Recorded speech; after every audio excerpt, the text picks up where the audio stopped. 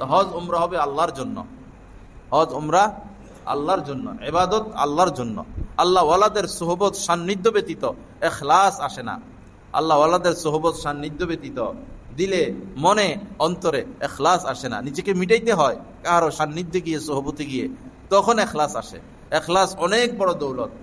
আর ইখলাস ব্যতীত রব্বুল আলামিন কোনো ইবাদতই কবুল করেন না, কিছুই কবুল করেন না। শয়তান তো হাজার হাজার বছর ইবাদত করছেন, কিছুই কবুল করে নাই সে।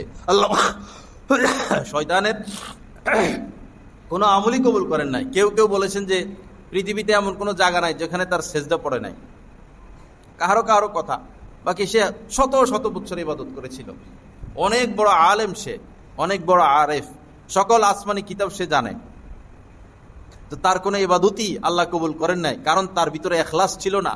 তার উদ্দেশ্য ছিল সে সারা পৃথিবীর রাজত্ব আল্লাহ পাক তার হাতে দিবেন, সে খলিফা হবে, সে সম্রাট হবে, এই উদ্দেশ্যে সে ইবাদত করছে।